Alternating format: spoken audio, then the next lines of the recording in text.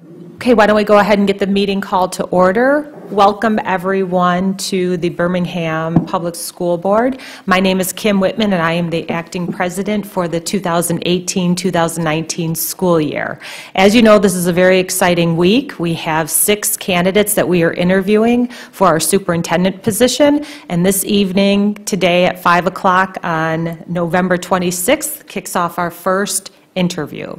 So with that, Fran, would you please conduct roll call? Present. Here. Here. Here. Here. Here. Here. And given this is a public meeting, I'm going to ask, are there any public comments before we get started?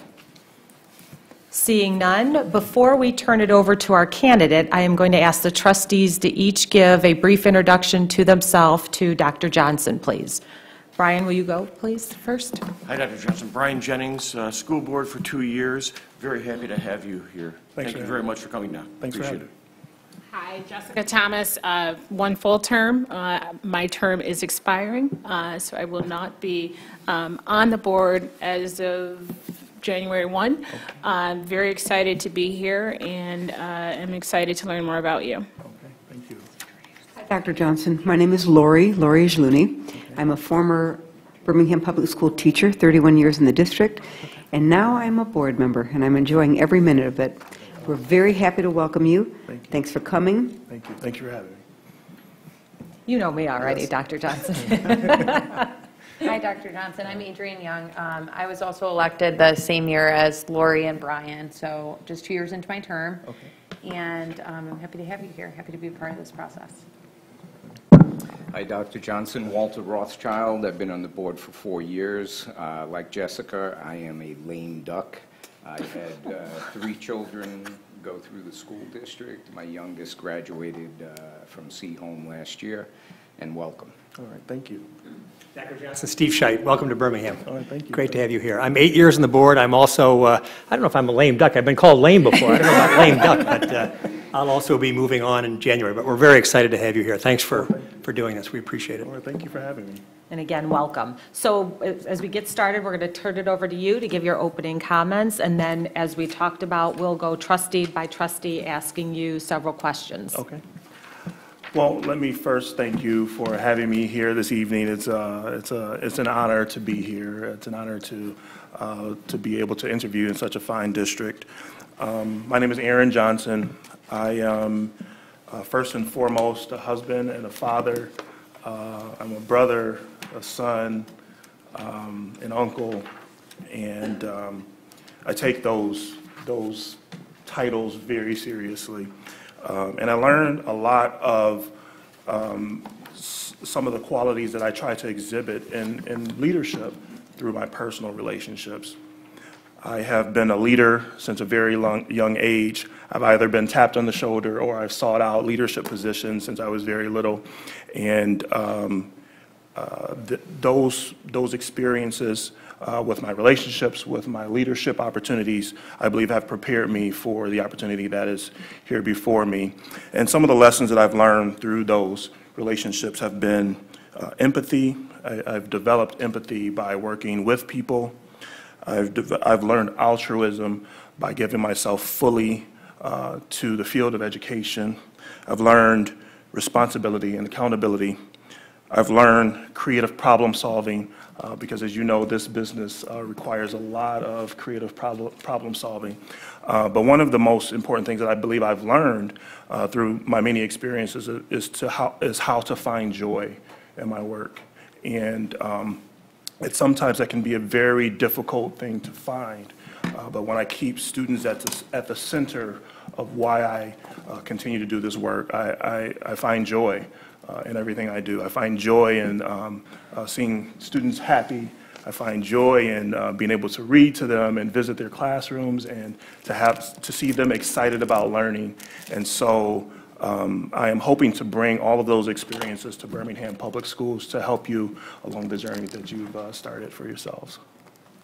Thank you. Thank you so much. All right, Steve, we will have you kick off the questions, please. All right, Dr. Johnson, let's start with curriculum. Teaching and learning is at the heart of what we do, Oh, right? yes, Any absolutely. public school system. So give us a sense, if you would, about how you would begin to evaluate and assess the effectiveness of our current curriculum, number one. Number two, what do you see as keys to developing or revising curriculum going forward? And if you could, maybe comment on the role of the different stakeholders, yourself, your cabinet, the board, teachers, parents, right? So how would you evaluate the effectiveness of what we're currently doing? What are the keys for designing new curriculum? And how do you see that playing out in terms of the roles of the different stakeholders? And I'll feed all that back to you midway if you need it. Okay. But rather than do follow-ups, then it's all on the table, and Okay. you can plot your response accordingly.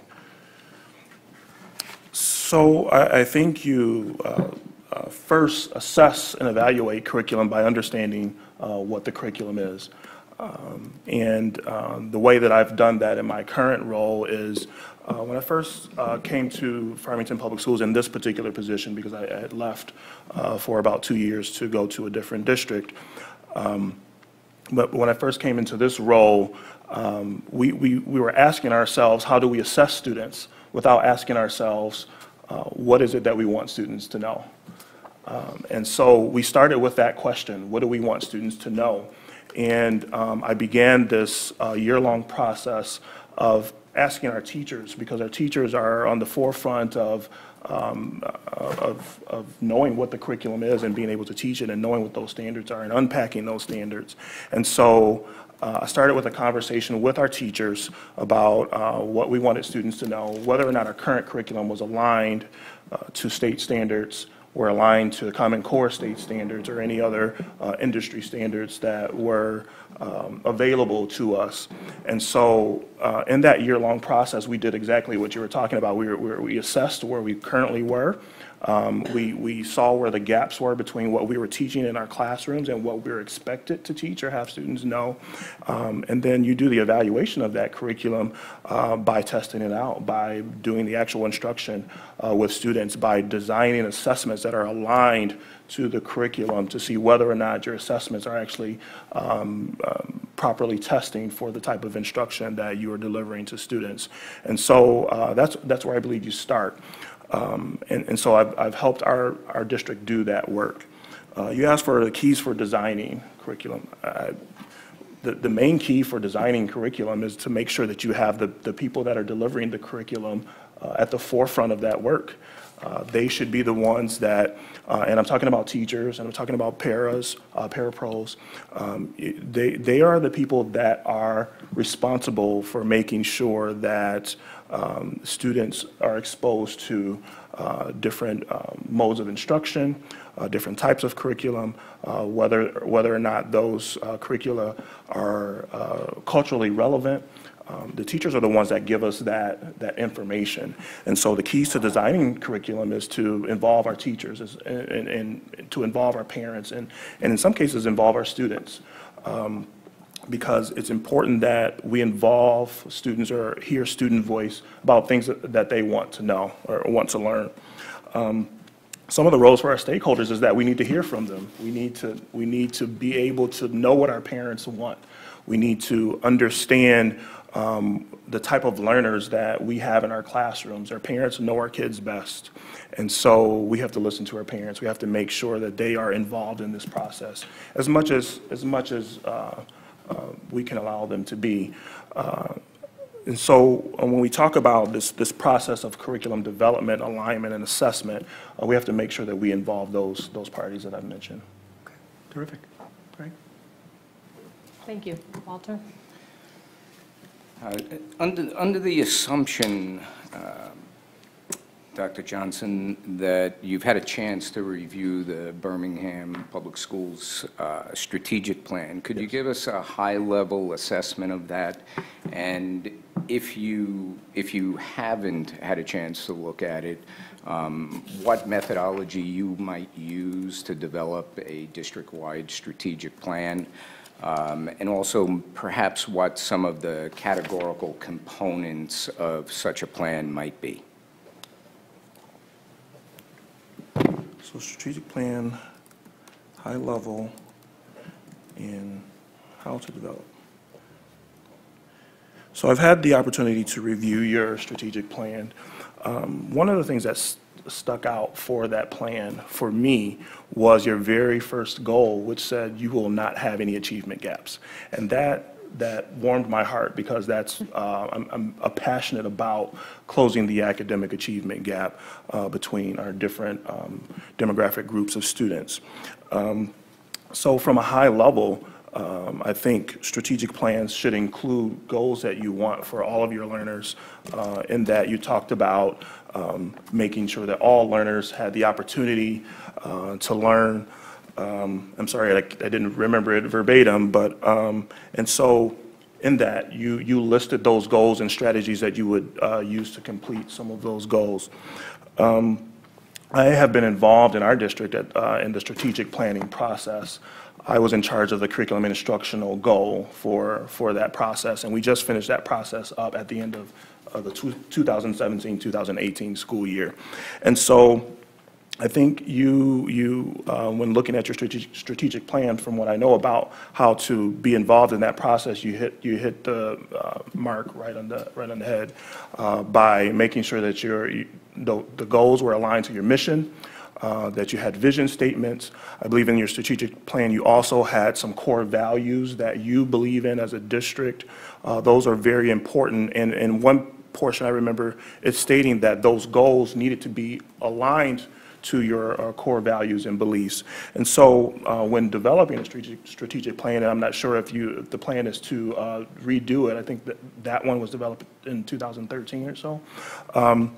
In developing a strategic plan, it looks like you went through a two-day process where you involved stakeholders, parents, students, community members, teachers, and you had those voices, and you sat down in a room and you kind of worked out what you wanted those goals to be. And so looking at what you produced, I believe you had a very good product, and I would, if I were tasked to go to do another strategic plan, if I were hired as superintendent, I would follow that process that you already had in place. Thank you. Thank you. Dr. Johnson, you mentioned that your passion is closing the achievement gap. I actually have a question for you about that. So there's notable differences in year-over-year growth for particular groups. Yes. And I'm wondering, what's been your approach recognizing those statistics? What do you consider to be innovative in this area? And then just think about all those stakeholders you've already mentioned, the community, what role the community, the teachers, the paras, what role do the stakeholders play in closing the achievement gap?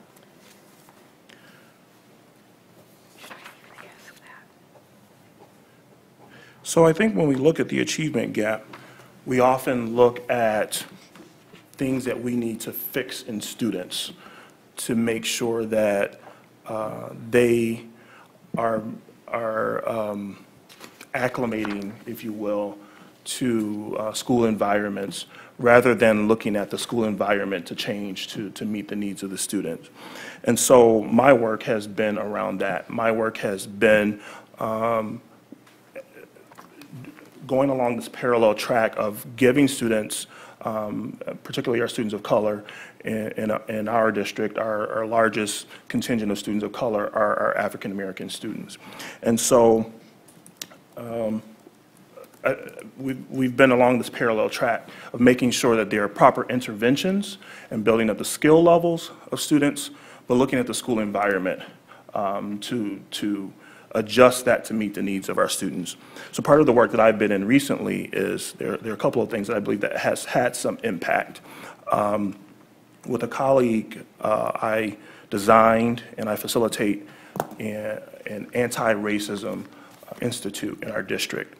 And I don't believe that you can have a conversation about closing the achievement gap until we have a conversation about race in the classrooms and race in our schools and the role that race plays in our curriculum. We talked about that a little bit earlier.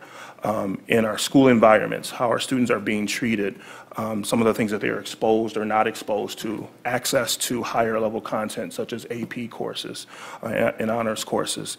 And so I've been intimately involved in that work in my district.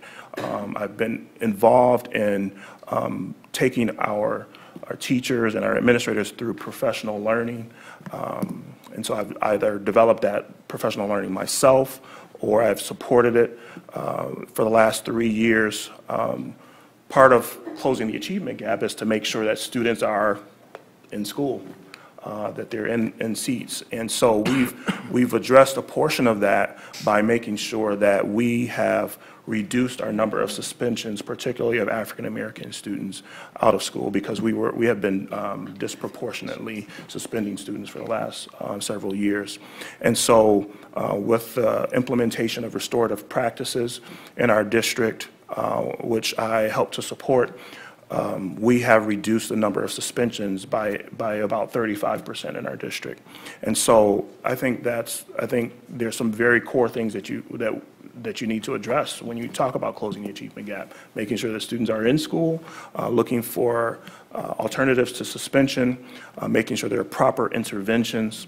I've been involved in that work. And the last thing I'll say with regard to that is I formulate relationships with students and with teachers. And so part of the restorative practices work is to make sure that we are preemptive in helping students to build skills, whether they be social skills or academic skills.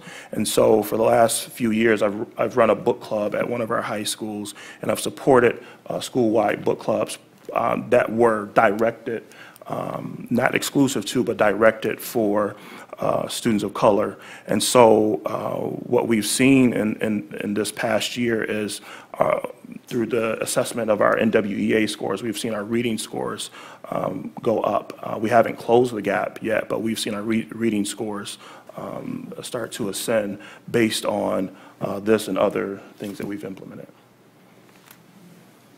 Thank you. Dr. Johnson, this is actually on the same topic. I mean, I had this question where it's two-part. Okay. And you answered some of my question already, and I don't know if you want to add more. Sure. But here's what I would like to know. What does diversity mean to you? And describe your experience with diversity and inclusion in your previous district or districts. The second part was the district climate survey in BPS indicated that the achievement and opportunity gap is of significant concern to many stakeholders in Birmingham. And like I said, you already answered some of this when I asked, what will you use to measure the success of closing this gap? If you wanted to add Sure. onto that. Diversity means, I tend to look at diversity differently than it's commonly defined. I look at diversity not just looking at racial diversity, not just looking at cultural diversity, economic diversity. In our district, we have students that come to us from every socioeconomic level. I look at the diversity in abilities. I look at the diversity in thought. And so as principal of one of the most diverse high schools in this area, I was able to lead that school with having center programs, special ed center programs. We ran an IB program, AP program, along with being the center for English language learners for the district. And so we had an extremely diverse school. And so when I look at diversity, that's how I define it. I define it in a number of different ways. So that also helps to answer the question about my experience with diversity and inclusion. Inclusion is, I think, it goes a little deeper. I think inclusion, particularly for groups that have been marginalized or groups that have been underrepresented in certain aspects of how we instruct students, it has to be very intentional. It has to be very intentional on the part of the leader. And so when I think about how I include students from different backgrounds with different abilities, from different socioeconomic levels, as a leader, I'd make sure I would be intentional about providing those students access to the types of things that they need in order to be successful. And so when I think of those things, I think about equity. I think about giving every student what they need to be successful, which was also in your strategic plan, making sure that every student received what they needed. So you said one of the things that this community has talked about are the achievement and opportunity gaps. And I think when looking at those as gaps, we have to also look at what produced the gap in the first place. Mm-hmm. And so if there's an opportunity gap, that means students lack access. If students lack access, particularly to higher level content, particularly to particular courses, then they have to be provided access. And so in my career, one of the things that I made sure that I did in order to close some of those gaps is I was very intentional about making sure students of color had access to honors level courses or AP courses or IB courses. And I did that by involving not only their parents, by having conversations with teachers about not just looking at students' grades as the criteria for entering a particular course or class, but by having a conversation with those students about what they want to do, what they want to be, what are their plans post-high school. And so I think the whole community has to be involved in some of those conversations. Another thing that we're doing now in our district is we're showing the series America to Me to our community, and we're involving our community members, our parents, our business leaders, our police officers in those conversations about how they can get involved in helping to close some of those gaps. And I don't know if you want me to explain what America to Me is, but very quickly, it's a series that that's being aired on Paramount Network that follows the lives of students in Oak Park and River Forest High School, which is a fellow MSAN district, as is Farmington. And it follows the lives of those students, and those viewings have sparked a lot of conversation with the stakeholders that you speak about. And so the first thing that we are doing in those conversations is just informing our public about what the achievement gap is, what our opportunity gaps are, how students perform on standardized tests. And I believe part of your question was, how do you assess that? I believe you assess it. We have to assess how students are performing based on MSTEP, based on NWEA. Sometimes we use NAEP scores. At the elementary level, we use F&P scores for testing of reading. And so we have to look at our assessments because those assessments are standardized. We have to use those assessments to determine how our students are performing, but we may have to use different interventions to make sure that our students can be proficient and growing at the same time. Thank you. Thank you. Thank you. Dr. Johnson, just a quick question. First of all, you said A Mirror to Me is the name of that? America to Me. America to Me. Okay.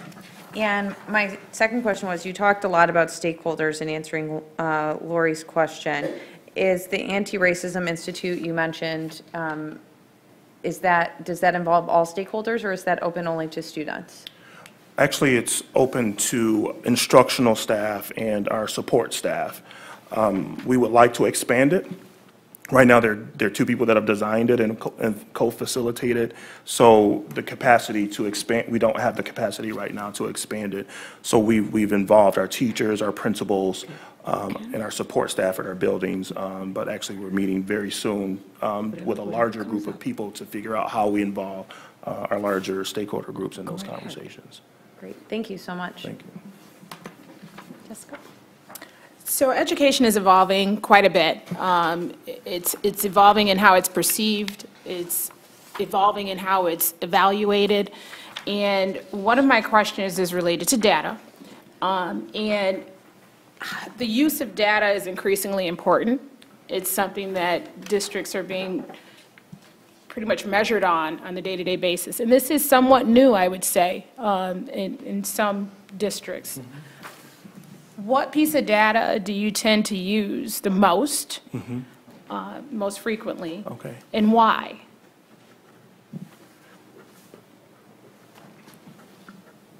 The data that we use most frequently are the data that we collect from our students' performance on the NWEA. And I noticed that Birmingham also administers the NWEA to students. We use that most frequently because not only does that allow us to determine whether or not a student is proficient at grade level at the point in time where they're tested, it allows us to determine a path of growth for students. And so we have been looking at achievement a little bit differently, although, again, we are held responsible by the state of Michigan to make sure that certain percentages of our students are proficient. The conversations that we're having are around how we are helping students to grow. And so within a year's time, if a student is performing at one particular level, we look at the conditional growth percentile that a student can achieve within a year's time. And that helps us to point directly at our instruction and how our instruction has impacted how that student performs on that particular assessment. So NWEA is very important to us. We also use it to help our students set personal growth goals.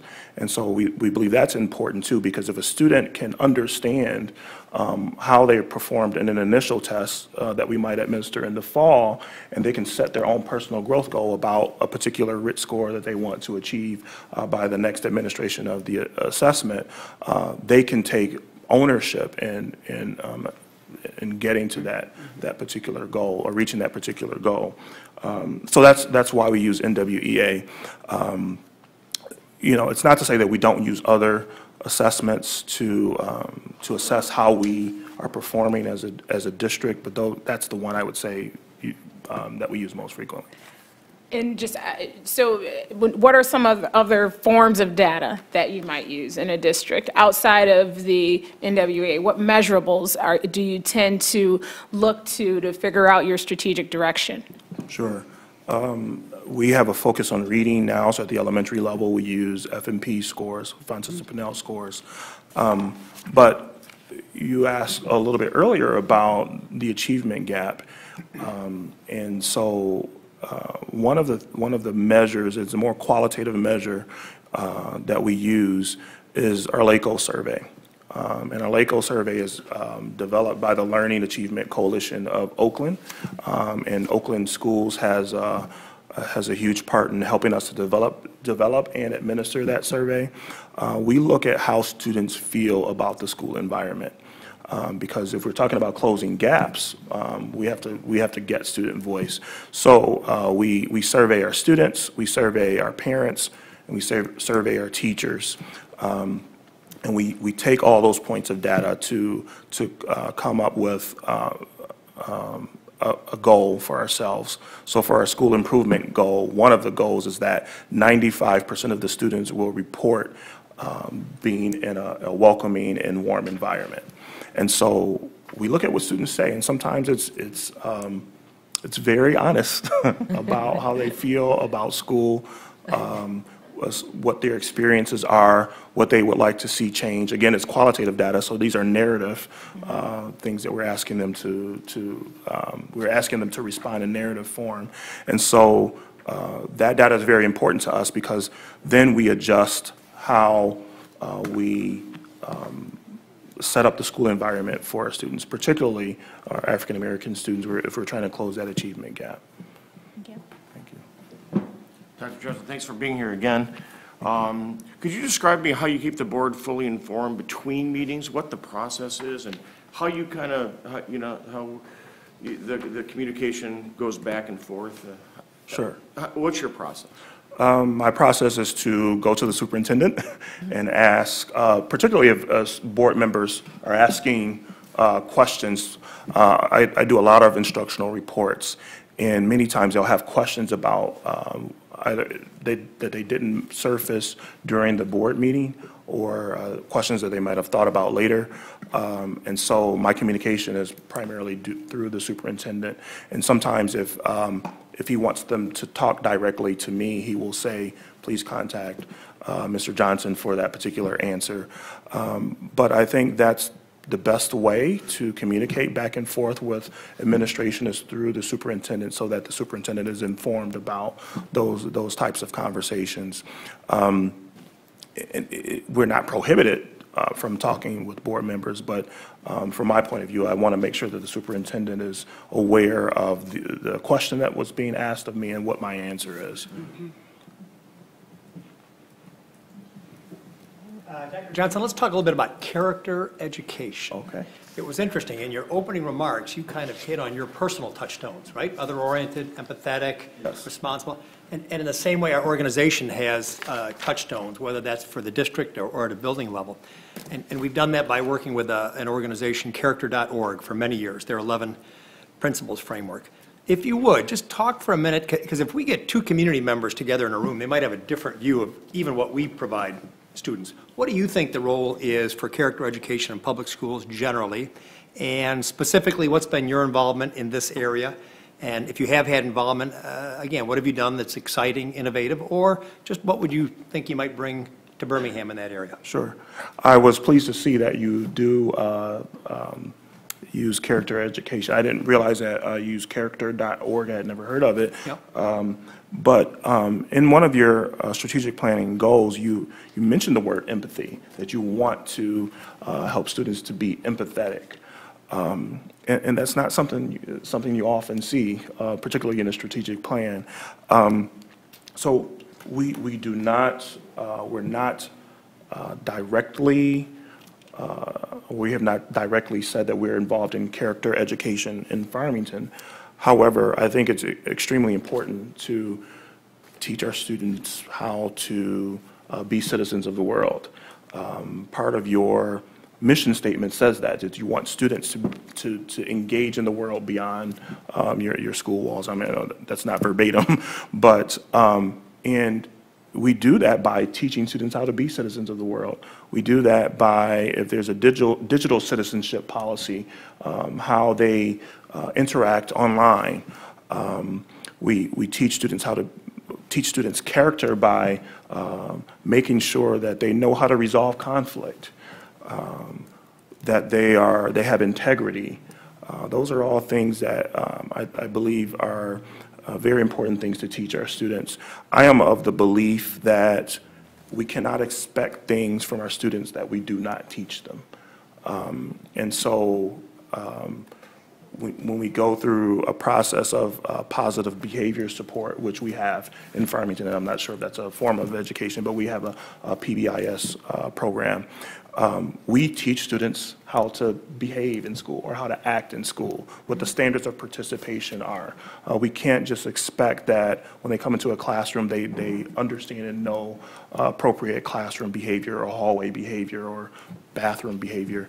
And so I have, in my role as principal, I was involved in that and making sure that we taught the things that we expected of our students. So once a week, we had a lesson that we had teachers teach, and it was around a particular thing that was aligned to our school vision. Our school vision at the time was that we were going to build honor, achievement, work ethic, knowledge, and success through relationships. And so on a particular Monday, we might say this particular lesson is about honor. How do we honor ourselves? How do we honor our fellow students? How do we honor our teachers? And so we believe that that was the thing that helped to change the culture of that school. We also implemented something that was related to that. That was a very short school saying, but it said, be kind to yourself, be kind to others, and be kind to Harrison. And so those are things that we embedded in the culture of the school to make sure that if we were addressing those things, it made it easier to address some of the instructional things. Thank you. Thank you. Dr. Johnson, obviously a superintendent is a very visible figure in the community. Sure. Might even say prominent in a community and very important. Could you give us some thoughts about the role of a superintendent relative to public discourse about political, ideological, legislative, regulatory, and societal narratives? So you said political, ideological? Legislative, whether it be state, local, national. And what was the last one after legislative? Regulatory and general societal narratives, what the role is for a superintendent to communicate around those issues or not communicate around them. I think it's important for the superintendent to communicate around those issues. And that's not to say that the superintendent espouses his or her own views, whether they be political or ideological, but I look at some of those themes as central to how we educate students. We may believe that the institution of school is apolitical, but I would argue against that. And so, because we're governed by a political body, we're governed by a state legislature, we're governed by a school board. And so when we talk about what the role of the superintendent is in those political arenas, he or she has to understand those processes and be able to translate those for our other stakeholders, whether they be the students themselves, whether they be teachers or other staff members or parents.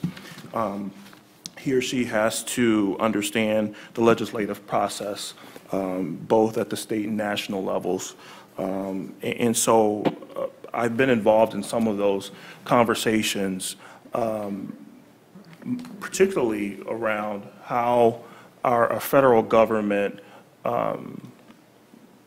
funds schools, about how they, what the educational agenda is at the federal and state level. I participated in an education policy fellowship through Michigan State University a few years back, where we had to have several conversations with state legislators.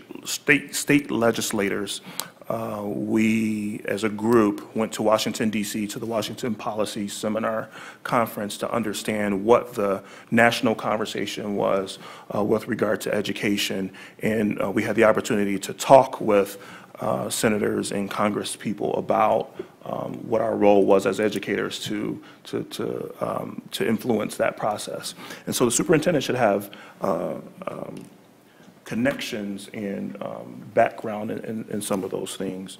Regulatory is extremely important because how we're regulated through state law, through federal law is important. We talked about access. We have to know what we can and can't do based on how we're regulated to provide what our families might want and need for their students. And so if those things are in opposition, it's the superintendent's duty to advocate on behalf of the district to make sure that we're getting our community what we want and what we need, or at least to be a voice in those arenas. And so I think that is the superintendent's job. I think he or she is the buffer between some of those other bodies that you spoke about and the school district to make sure that the kids at the end of the day get what they want and need. Thank you. Thank you. Dr. Johnson, I have a question about getting community perspective, but sort of doing this balancing act. So how do you balance the perspectives of professional staff with the parents and the community members that you were just talking about? It'd be helpful if you could give a specific example where you really engaged both of those groups. Maybe they didn't agree, but you had to draw some lines for one or both those groups. If you could just illustrate it in that way, that would be helpful. Balance between community and professional staff? Yep, professional K-12 staff with the parents and community members. The thing that comes to mind is some years ago, Farmington Public Schools, and this is while I was principal at Harrison High School, had to make the decision whether or not we implemented an IB program. At the time, we were sending our students to the International Academy, and we were paying a part of our foundation allowance to Bloomfield schools to educate a group of our students. There were portions of the community that wanted our students to continue along that path, and there were portions of our community that agreed with us bringing our students back to Farmington and starting an IB program there. And there was a portion of the community that said, we don't want any part of this. Why are we spending our dollars on this? And so at that time, again, in a different role, at that time I was involved in those conversations. Our school staff were a little nervous because they didn't know what it meant for the school itself, whether we would lose our identity as a school building, what that meant for other programs that we were currently running, whether or not it meant that we would get a different group of students. We were very proud of our diverse student population. And so one of the things that I had to do is I had to navigate those different conversations with different stakeholder groups because they were at odds as to what we should do. And at the end of the day, it wasn't my final decision to bring the International Baccalaureate program into the district, but you know, when you're seeing your staff every day, you're talking to your students every day, you're talking to your parents every day, in these types of conversations, you have to have something to say. And so what I kept trying to point our community back to is that we want to make sure that we have robust programming for our students. We want to make sure that if there's a segment of our population that is asking for this particular program, which there were, then we had to find the way to provide that for them. And something else just came to mind as I was speaking about that. We had the same sort of process in our district that we went through for STEAM Academy that we implemented. And so there's a segment of our population that said we need to start a STEAM school. There were some that said you can use those resources at schools across the district. And so you know, the superintendent's job is to try to find like you said, the balance between those two, making sure that we provide a rigorous school environment for a segment of the population that wants that, but then provide that equity to the other schools and make sure that our students that need those types of instructional modalities most also get those. And so I've been involved in that conversation just recently by bringing in having a conversation with the Buck Institute to establish Farmington as a statewide provider of project-based learning for the state. And so those conversations have really been engaging and rewarding from my point of view, because the segment of our population that wanted instruction in that way will be able to provide that type of professional learning for their teachers. And in those situations, have you ever disagreed with a decision? And if not you personally, how do you respond to that group of parents or group of teachers who didn't get the outcome that they advocated for? What do you say to them moving forward? Have I disagreed with a group of parents? No, have you disagreed? It doesn't matter if you disagree with the final outcome. Okay. I'm just wondering, because if you're in that party or not, Yes. it's sort of irrelevant. Oh, yes. I'm just wondering, what do you say to the group of really involved people who made their voices heard but didn't get the outcome that they wanted?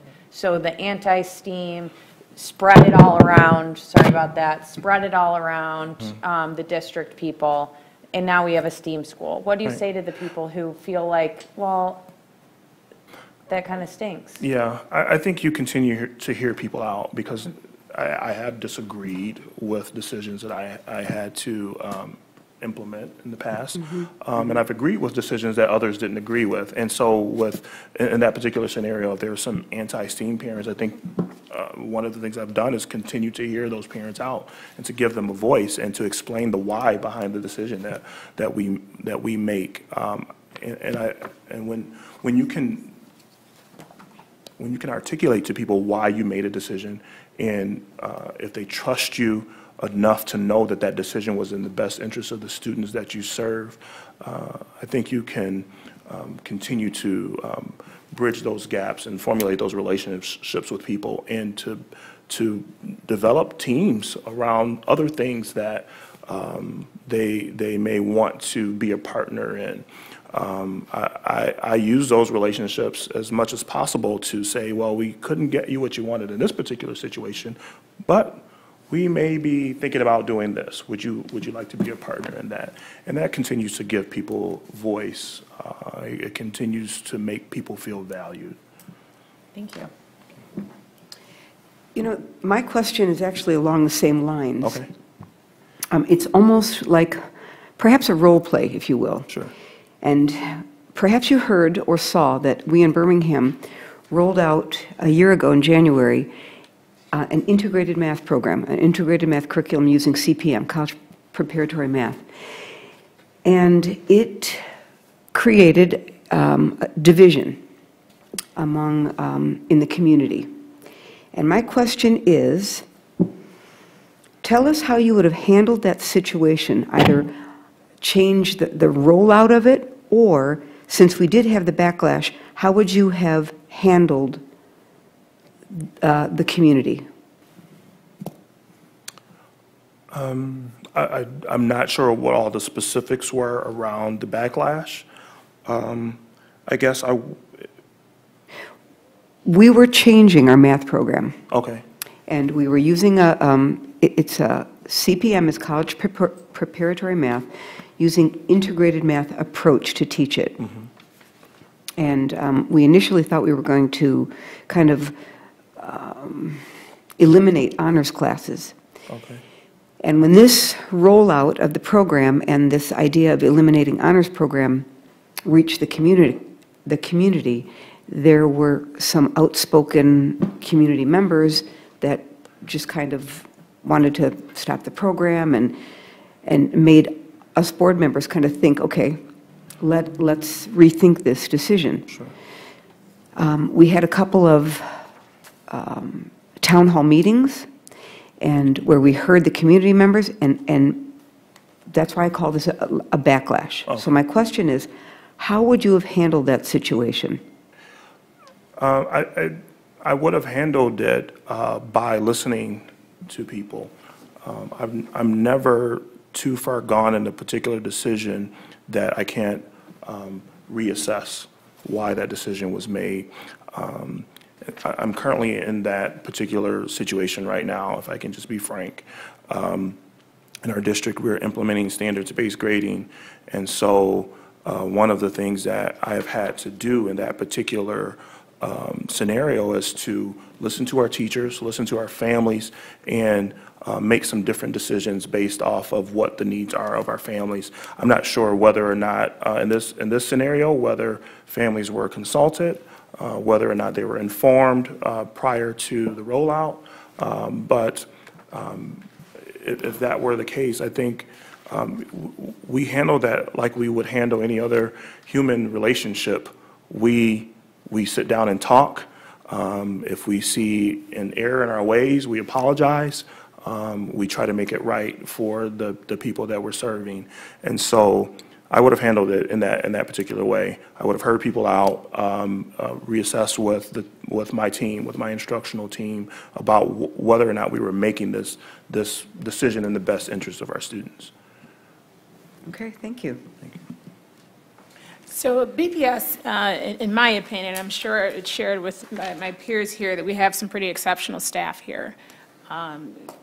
Recognized across the state, recognized across the nation, and they're really considered to be thought leaders in their areas. Tell me how you plan to cultivate thought leaders within our district, and I'd like to hear a little bit more about your management style and what your management style is, if we were to summarize it in that way. I think that's great that there's so many professional staff here that are recognized across the region and the nation for their talent and skills. That's why we hire them.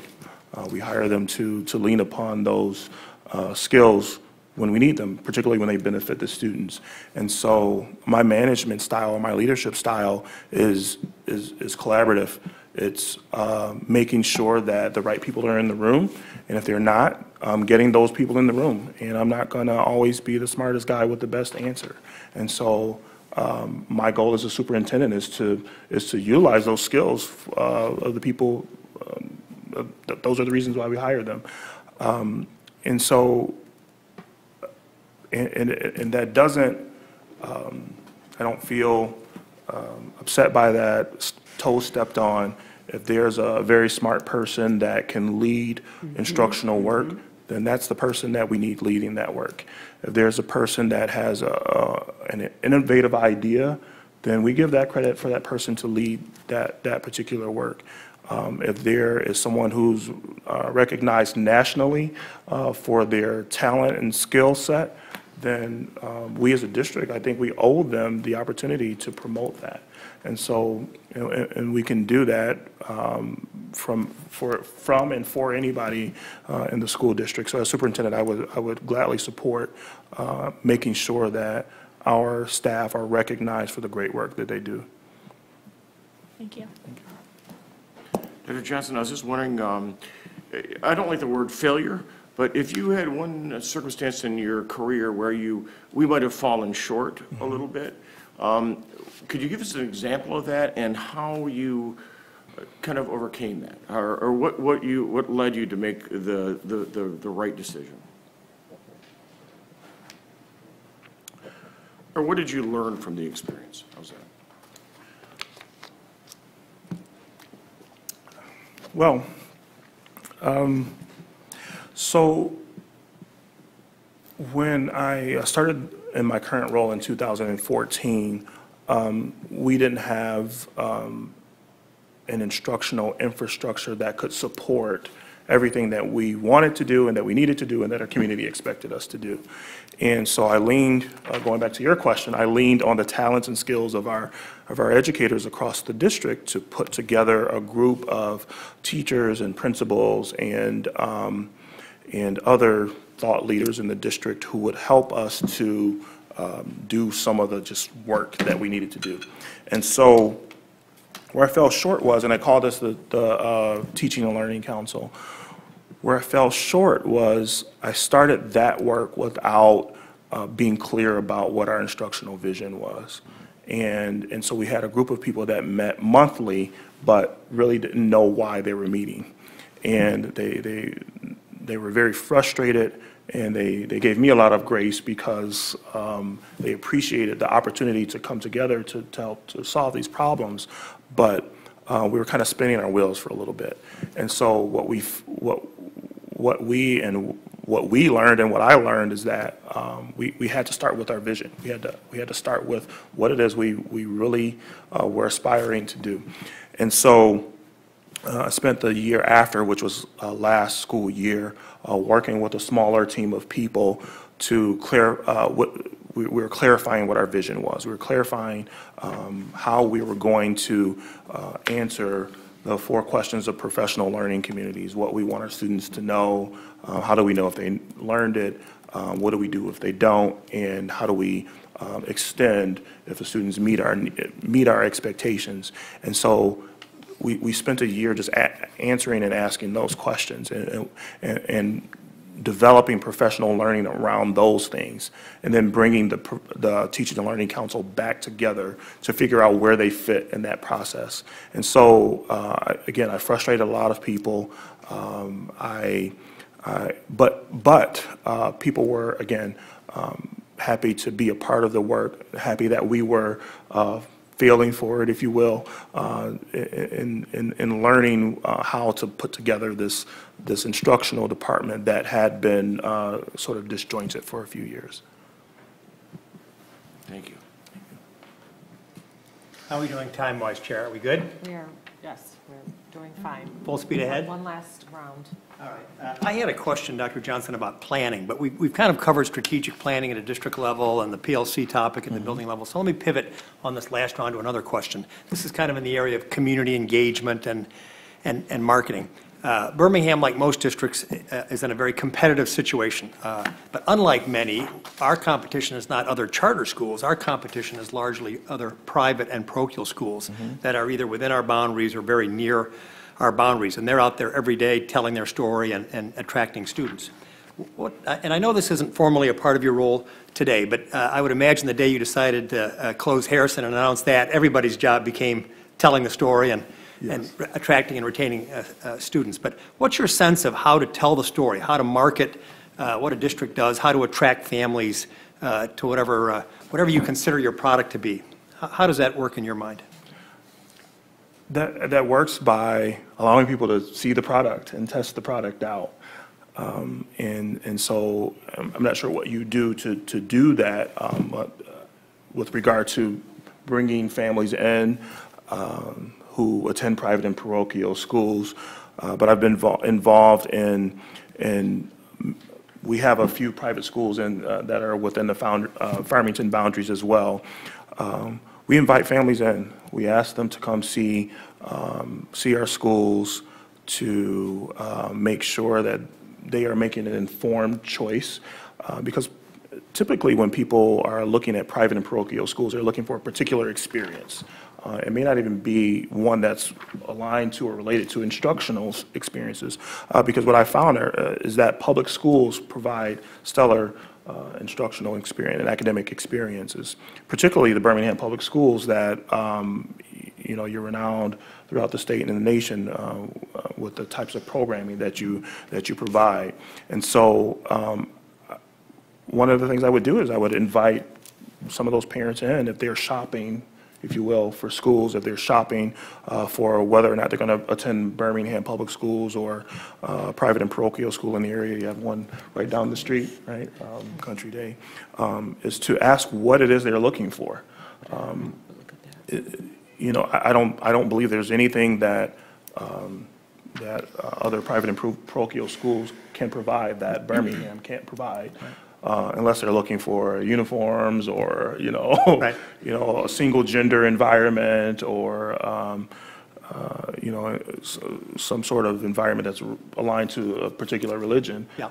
You can't provide those things, but aside from those, I think you invite those parents into the school. You invite them in and let them talk to teachers, let them talk to students. Yeah.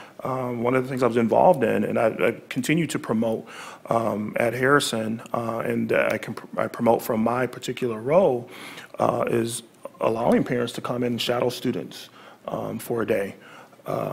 Because one of the things we were able to do with that is we were able to allow parents to see a different view of what the public school system looked like. And if they made the decision to go to a private and parochial school after that, then that's okay. They've made an informed decision. So we just need to continue to let people see what our product is.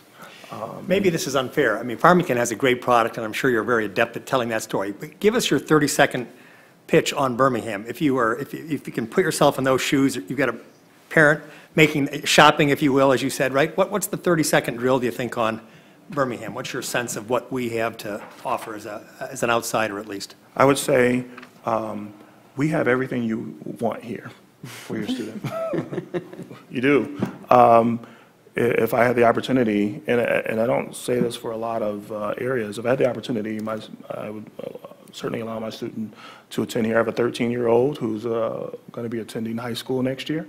And so when you look through your website about the things that you offer for students, you said 30 seconds, sorry. But you have students that are performing at the national level as far as sorry, I just drew a blank. A semifinalist in national merit. You have great athletic teams. You have beautiful natatoriums that you've just built a couple of years back. And so I don't know, unless a parent was looking for those things, I'm not sure what else they could want that you could not provide. Right. Okay. Thank you very much. We agree. Dr. Johnson, this question moves kind of into the financial management realm. Sure. I don't know if you've had a chance to review the financial status of the district, If not, and certainly can answer this in general terms. Given a service model that a school district is, can you talk a little bit about how you would approach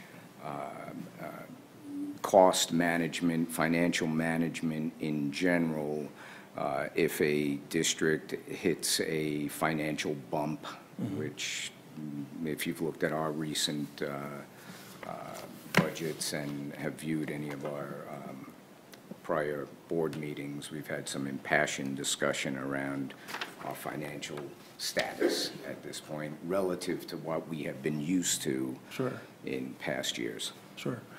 I don't think Birmingham is alone in that particular conversation. I think one of the things that you've been able to do very well is to maintain a pretty robust fund balance. And like you said, it may not be what you're used to, but when you compare that to what you can continue to offer to your students and families, I think it's pretty remarkable. My role in the larger district budget has been a part of the superintendent's cabinet, and a few years back we had a $12 million structural deficit in our budget, and so you know, the largest costs that we have are people. And so one of the things that we had to do, unfortunately, is we had to look at how we could reduce our staff. And that's one of the reasons why we're closing the high school now, too. And we had to close a middle school and an elementary school. And so those are hard decisions to make. And as much as possible, I'm an instructional guy. I like to stay away from the classroom. I like to stay away from instruction when it comes to reducing and becoming solvent with the budget. I'm not sure what your budget parameters are here, but it's of course, it's the role of the board to establish those budget parameters, and it's the job of the superintendent to try to stay within those parameters while continuing to maintain the level of excellence that you have. And so one of the things that I've been involved in, and again, I can't take credit for this because it's not my current role, but one of the things I've been involved in is making sure that as much as possible I continue to advocate for the instructional portion of the budget. We in Farmington, we are still at a place where we have not added all the resources that we'd like to add back into the classroom with regard to support and interventions, textbooks, technology. We still have a ways to go. And I'm sorry, I'm not sure if I'm answering your question, but I want to think, okay, one of the things I think you did that was really good was you passed a bond that helped to offset some of the costs that you would have had to pay to repair school buildings, to add technology, to update classrooms, and so on and so forth. And so, as superintendent, I'd be in constant conversations with you about what those budget parameters are, and really tell you how much it costs to get you what our community would be asking for, and that's a pretty difficult job because my current situation is this, that our families are asking for a lot. They want they want a STEAM program, they want an IB program, they want an AP program, they want to make sure that every student has a piece of technology in their hand. They want us to close the achievement gap, but our board wants us to stay within a particular budget parameter. And so going back to your earlier question about how do you balance those conversations between community and board and administrators and teachers, it's a very delicate balance. But as an advocate of school children, as an advocate of classroom spaces and resources, and the quality staff that you talked about earlier that you want to have in front of those people, I'd advocate for those people first, and then start looking at some of the tertiary things that that don't have as much of an impact on the classroom. Thank you. Dr. Johnson, I asked you earlier about the achievement gap, but one group I failed to mention specifically is students with special needs. Students with IEPs, 504s are also disproportionately represented in that achievement gap or underperforming group, however you conceptualize it. What are some strategies you have or ideas you have around raising the achievement of that group in particular? Sure. Is to ensuring that we're following, first and foremost, following students' IEPs, making sure that students have the proper support, whether they be external resources or instructional resources. There's, of course, an achievement gap between our students with special needs and other students because of the types of assessments that we are forced to administer to students in particular ways. And so I would continue to advocate, as I have now, to make sure that we have the proper staff to provide those interventions for our students, whether they be resource room teachers, technology, assistive technology, paras, we have teacher consultants. Those are all things that I continue to advocate for in my current role. Restorative practices is a new one because because we were cited for disproportionality in our district, and we spend a portion of the special ed budget to staff those positions. We're making sure that we are servicing students with special needs as well. And we have to continue to have conversations with our principals, our admin, and our teachers about what it is students need. Students shouldn't always have to have an IEP or a 504 to get them what they need. So if a student needs notes, or if the student needs extra help, or if a student needs, things that were not on a legal piece of paper, I think it's our duty to provide those things for them. And I think that's one of the ways that you can close that achievement gap. Of course, in many instances, students are being unfairly assessed. They're being assessed by a particular standard, and we have so many students with special needs that have so many talents, but they're not assessed on those. And so, as superintendent, I would entertain conversations around how we can alternatively assess students to see how they grow as individuals. That's great, thank you. How are you holding up so far? I think I'm okay. All right. And a little bit of dry mouth here. Good. Feel free to drink. Feel free to take your water when you need it. So there's always a certain degree of angst around change and the change process, whether it's for parents or students or staff or administration. How would you balance the need for organizational growth and the need for systematic consistency?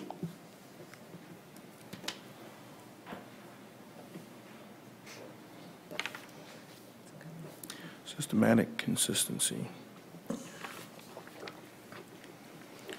I think, I would do that by talking about a vision for the future, about where our community would like to see our school district go. I think it's important. I think it's important to understand where we would like to see ourselves in the next 5 to 10 to 20 years. Those conversations, we can't imagine those things unless we talk about them, unless we bring some of those conversations into the room. So we talk about that vision, but change should happen very slowly. So to really do a really quick change in a short amount of time, we as human beings, we don't handle change well. And so if someone moves my food out of the refrigerator at home, I get upset, right? And so just imagine what would happen if we start making drastic changes in our school district. But we talk about that vision for the future for our school district, where we want to see our kids go. We have to study industry. We have to study the way politics are going. We have to study the way school districts are funded, and what we would be preparing our students for, and then gradually move and work toward that change. And we do that by adding things in slowly, or sometimes we might stop doing things that no longer serve the needs of our community. But we have to do that through constant relationships, constant conversation, constant communication with our stakeholders. And I think student voices should be in that. I've heard students say some of the most profound things, and I'm wondering, why don't we talk to students more about how we provide an educational environment for them? Thank you. Thank you. I have a follow-up question regarding that. So a couple of things. I mean, sometimes we always say that it's easy for us to rest on our own laurels. Yes. Birmingham is a high-performing district. We have great systems in place and such, but every organization has the need for change. Yes. And one of the things that you talked about just briefly, you talked about school funding. School finance in Michigan is Yes. very complex, Yes. as we understand. But as the money flows in, sometimes that will dictate how it's spent, based off of what we're receiving. Our district is hold harmless, at which our citizens have chosen to invest in education. And I can't sit here today without asking the question, how do you plan to use our investment wisely? It's easy for us to say we're Birmingham, we have the money, it's a bottomless pit. That's not true. So how do you plan to use our investment wisely? My tax dollars, my peers' tax dollars, help us understand that.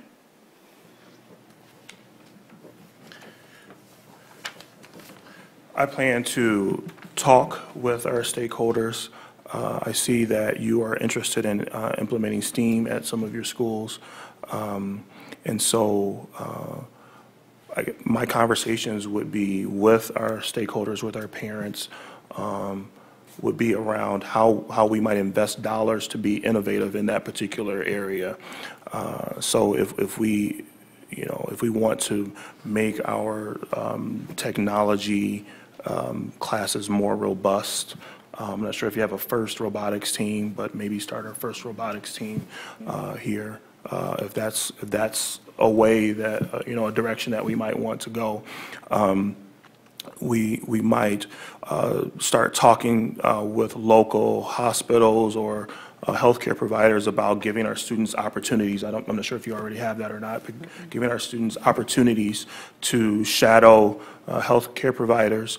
That's one of the things that we do in Farmington Public Schools. We have a relationship with Botsford Beaumont Hospital, and our students in our med skills classes are able to spend a portion of the day learning about medical terminology and then taking a visit to hospitals to see some of those things in action. I would continue to have conversations with local and regional technology partners. I continue to facilitate a conversation with Bosch, who's right in our backyard, who funds our FIRST robotics program, but also gives money and resources to other programs that we'd like to start. So I helped to design and implement a high school STEM Success Initiative, which was a partnership between Farmington Public Schools, Bosch Community Fund, and Michigan State University. And we made sure that students had the technological skills to be accepted into an engineering program, such as the one at Michigan State. And then we took students to, and we focused on students who are underrepresented in STEM fields. And then we took students to campus to say, this is possible for you. You have this opportunity. So, spending, I don't know if I'm supposed to say this in an interview, spending money is not actually a difficult thing to do if you have a vision and a plan to do so that would serve the needs of our students. So I would continue to have conversations with our board members about where you'd like to see us go. If STEM or STEAM is that direction, I'd be more than happy to help to lead that charge. I have some background in that area, not as a STEM teacher, but as an advocate of where we like to see our students go. And I'll say one last thing. I would help to facilitate conversations with local colleges and universities about what they would like to see in our students.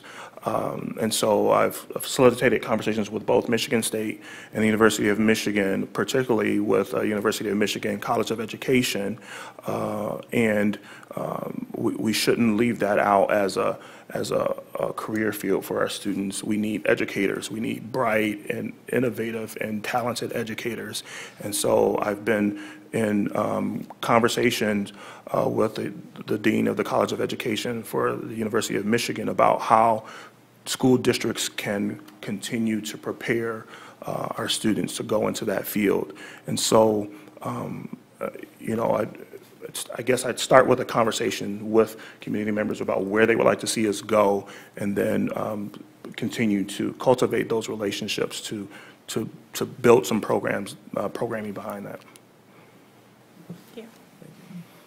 Dr. Chis, I was just wondering, I think I have the last question here tonight, and thank you for your time. Thank you. Really appreciate it. I was wondering, how do you or how would you maintain a collaboration between, the relationship between our administration and the Teachers Association? So I think that's an important relationship. And I'm assuming when you say administration, you mean building administration or district administration? Or? Say district. Okay. Yeah.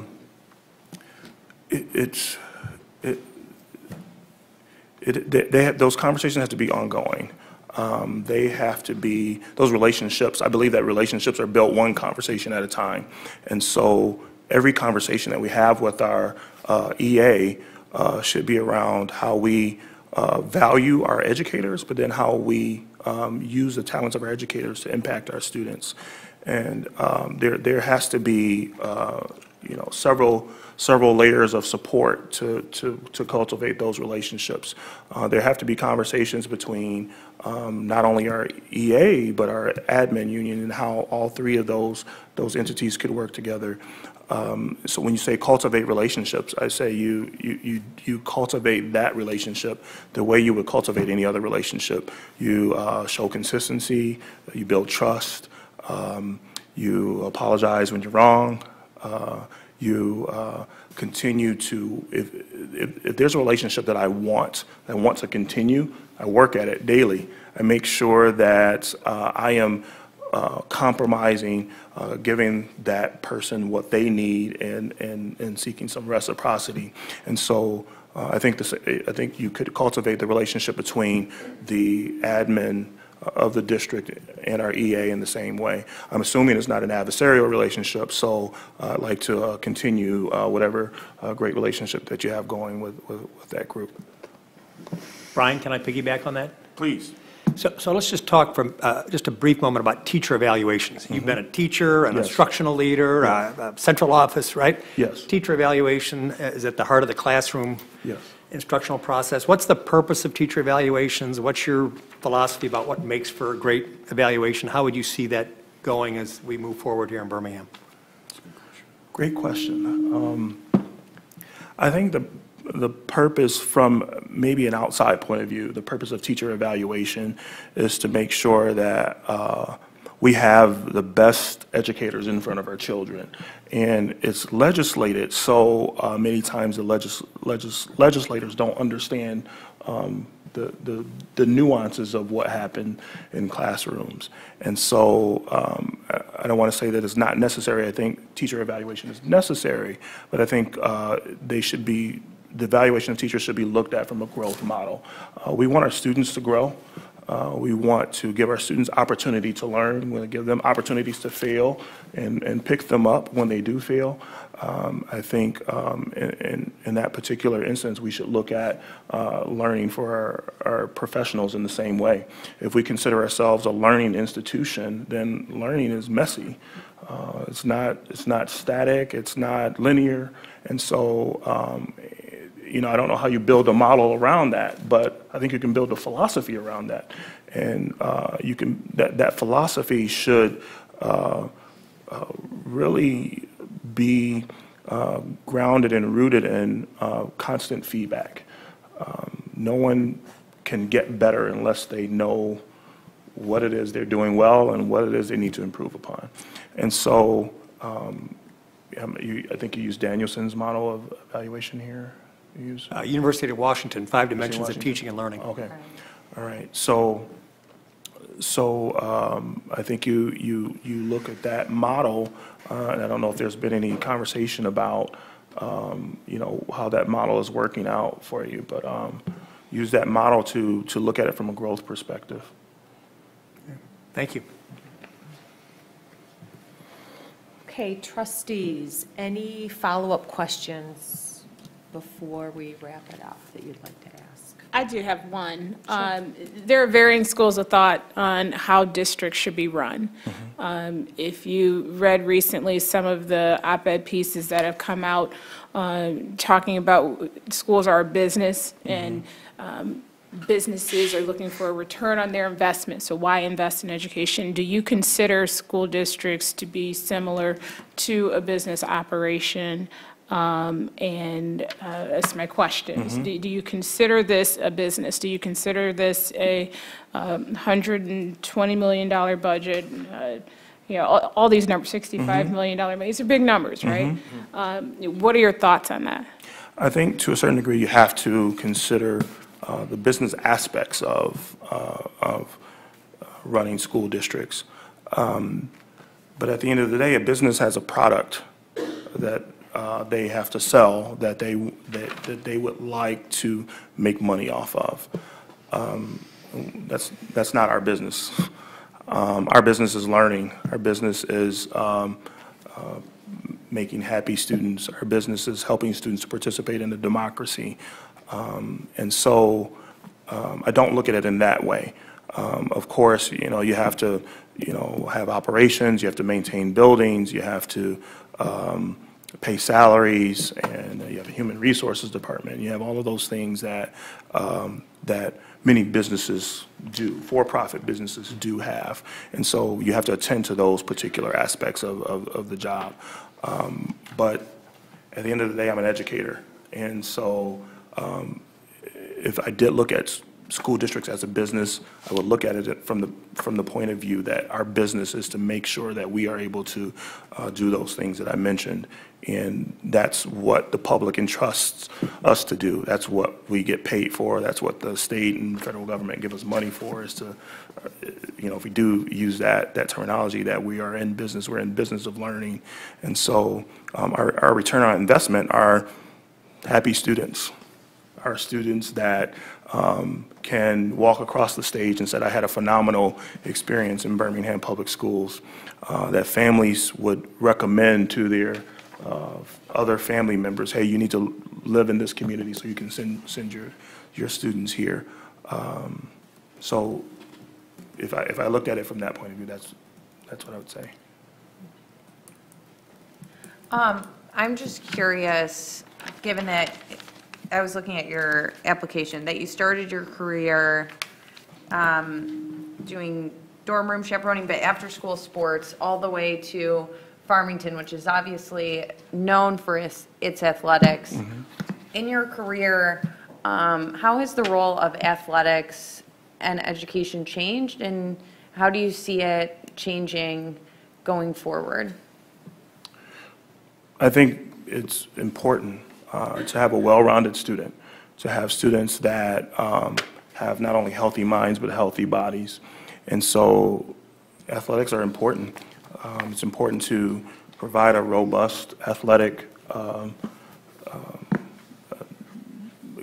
group of athletics to students.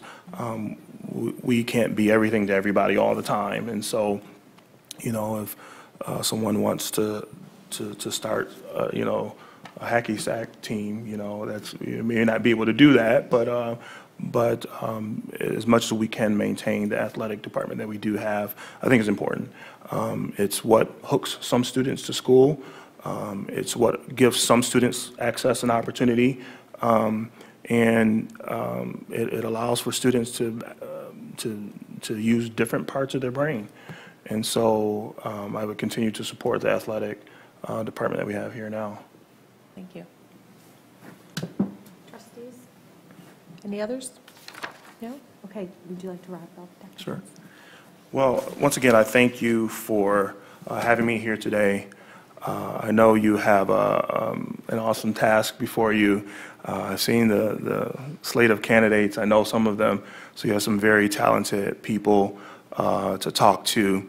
And none of us would be here, sitting here at this table and in this room, if we didn't have the credentials to be here, if we didn't have the experience that you thought you'd like to see.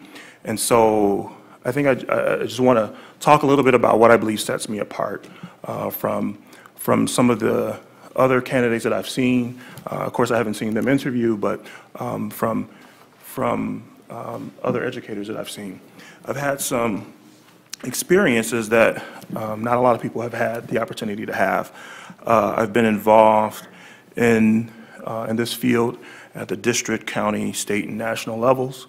At the district level, I've continued to support and provide professional learning for educators. I take an active role in that, and that's not something that you see in a lot of central office administrators.